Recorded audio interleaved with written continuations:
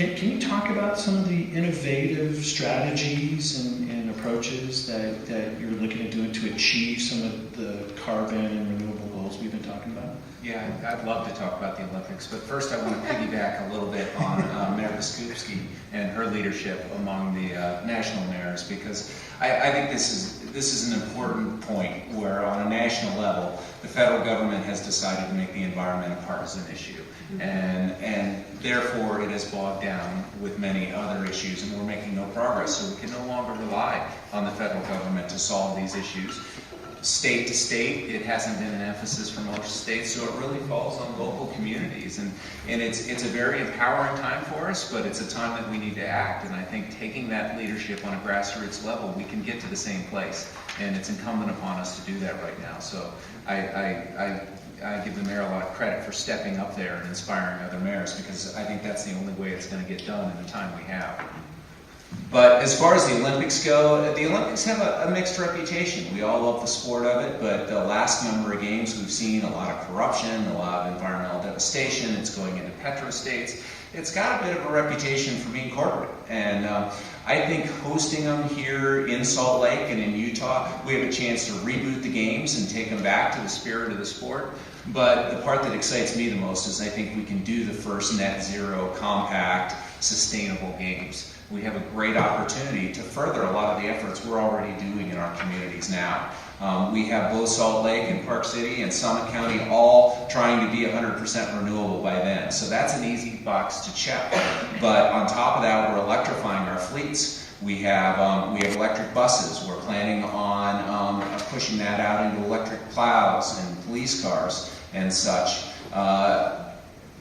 Net zero facilities is something we've made it standard policy in Park City. Every city facility we build at this point is going to be net zero, and I think there's probably similar plans among my peers here. So that's all setting us up to serve as an example of the world that we can host the games, and we've already shown we can successfully host a great Olympic Games. But the question is, can we do one that has minimal impact upon the planet and reboot that model so the games move away from this corporate model that's so destructive to where they're hosted? Yeah, no, that's what There's a tremendous amount of pushback. When our council set the net zero goals, the staff pleaded with us that it was too aggressive and we needed to give longer time frames. But we felt, and it was critical, that these be goals that happen within our generation. So it can't be something that we can push off and say, oh, the next council will figure that out. We'll be aspirational today and it's their problem. And it turns out, I think, I'm going to put Luke and Celia, two of my stars in our sustainability department, on the spot here, but I think we're going to beat those goals. And something as simple as the electric buses, we had a fairly epic battle with our transit head, who they want solid state. The last thing they want to see is an electric bus broken down along the side of the road, and there was a lot of fighting to adopt something that early on and that cutting edge. It turns out that it's been far more reliable than the mechanical buses. I think there's like 18 parts in the drivetrain of an electric bus as opposed to hundreds in a standard bus. And we hope that by hosting those, I've been told that we have larger cities, LA being one of them, future home of the games, that has come and looked at Park City's program, and they've decided to embrace electric vehicles instead of natural gas where they were headed. So we're happy we can serve as an example, but it does come with a lot of back and forth, because in government, you want to be reliable, and to be out there on the edge, it takes some risk. Well, you clearly are innovating out there, and definitely kudos to you. And make it easy for both our employees and our citizens to join us in this. So Andy talked about the electric buses. That's been incredibly successful, and our usage is way over what we had anticipated. We have an electric bike program, the first all-electric bike share in the country, and that's been very successful too. And we have more demand for more stations, and both the locals and our tourists are getting involved in that. We're doing upgrades in each building, so every employee is seeing the results firsthand of LED lighting. We're adding solar as we have funding available, and I want to thank Rocky Mountain Power for the partnership in that program. And also on the EV chargers, we have 4 regular EV chargers and 2 of the fast chargers. in the county, and we're looking at expanding that, again, as funds allow. So those are just some of the ways. We're also trying to do code changes, and you mentioned that, how hard it is. But it takes situations like this where we learn more, and it's so important that you come to us and tell us really what you need. Because we're not, most of us anyways, aren't in the business. And so I really ask you to let us know, last night at dinner we were talking about stretch ordinances. And we've done a few things to incentivize, like helping to support solar by reducing the cost of permitting. And we want to continue to be able to do things like that. We're doing a lot of outreach to the community through Summit Community Power Works. Right now we have a challenge going on where people can sign up, find out how they can make improvements in their home, post it on the website, get a little competition going in the community. We had a great program a couple of years ago where we had education in each of the elementary schools throughout the county in all 3 school districts. Kids got to take LED light bulbs home. They were going home and telling their parents why it was so important for them to change out the light bulbs. And we were able to go into some of our communities where we have affordable housing and go in and do a complete switch out for them, and that was made possible through help from Rocky Mountain Power and Mountain Lands Community Housing Trust. And we also were able to go in and do that for seniors. So it's programs like that that our staff gets involved in, they get excited about it, they do it at home, they share it with their neighbors, and we just hope that continues, trickle down. Yeah, no, that's great. And passion for net zero, but how do we still remember to include that kind of human dimension in it, and how do we keep a social equity? Okay, so I've got to say that I had interesting responses to your slide, Sam, because the slide that showed our movement toward robotics made me nervous. We've got a resource that I think is bigger than solar. And that is our young emerging professionals, our millennials. Your slides were so awesome because they really hit on the changing trends in how we look at housing. And all of us here are deciders on the built environment. And so understanding what tomorrow's client really looks like is critical. And you said, and it's true, that the next generation is less concerned about a bigger home. They're straddled with student debt. They're more concerned about social responsibility and how that dovetails with our built environment. And so they're, what little dollars they have, they're going to spend on innovative design and innovative homes. There is a push to go smaller. There is a loud megaphone about density that's coming from the young emerging professionals. That I hear the 60% still want a single family, but maybe it's a single family attached. And better use of land.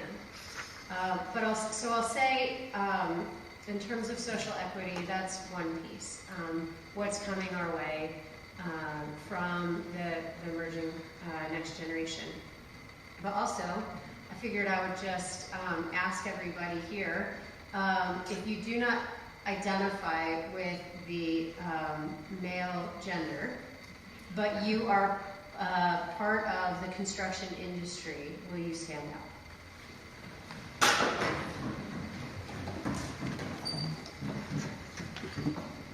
So thank you for being willing to stand up. But also, you're leaders in your own right. 50% of our population is female. And I don't know, it depends on what statistic you're looking at, but it's a much smaller statistic when we talk about construction, in the construction industry.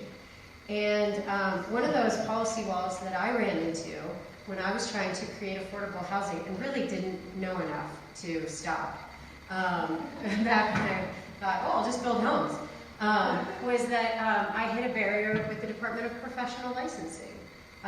There's licensure requirements in our state that indirectly lock women out of, and minorities out of the construction trade. So when we think about millennials, it's not just what they want to build, but what they want to do. Actually the majority of my staff and half of the student interns of my home building program are female. And it makes a difference because it unlocks more people to swing hammers and participate in this net zero construction industry. So I just wanted to thank you again for the slides pertaining to millennials and what people are really looking to buy, because it is net zero homes. So we can not only talk about the product, but we can talk about the process and how we can be more inclusive. Mayor Biskupski, because we're talking about social Affordable housing plan, which was just finished in the last year, has already launched, and we are achieving 2,000 affordable housing units that will be completed by the end of 2019. And in there are a wide variety of incomes from no income to 80% area median income. But we also know that that affordability needs to be on transit routes, that we have to up our game on transportation so that people can get out of their cars and get to and from work and have an opportunity that is similar to those of us who have the ability to own a vehicle. But we also know that there are people like Chris Parker from Give Group who are not only creating affordable housing models in our city, but sharing the plans with other developers to get them to understand you can build green and affordable, and that we should all be doing this work together. And he was so adamant about it that they had big billboard-sized documents showing how to do the work. So I think it's very important that we work collaboratively with the development community and push back a little bit. And as we build new resource centers, for instance, for those who are experiencing homelessness, the ones in Salt Lake City have green standards in them, and there was a lot of pushback about that. But yet, we're building resource centers that need to last for decades, and so we have to do this right the first time. So for our city, equity is at the forefront of the work that we are doing. That's why we master plan housing, we master plan transit.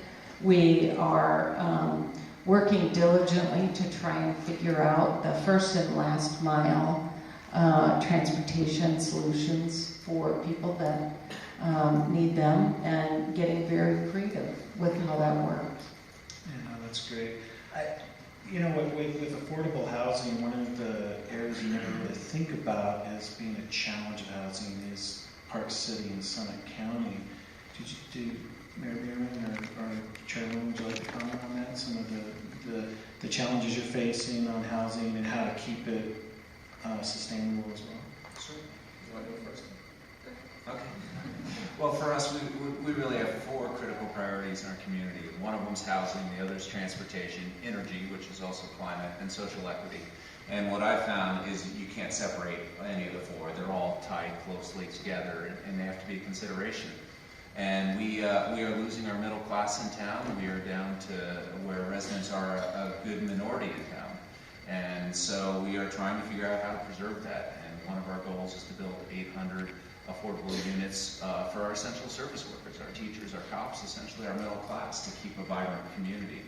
But to do those, we need to have good land use planning, and figure out how to put those in place for transit, because the transportation is a big cost. And if you certainly can get away with one or no cars, you're able to afford more. Energy is another big part of that, and efficiency of these properties. Our plan is to make them all net zero.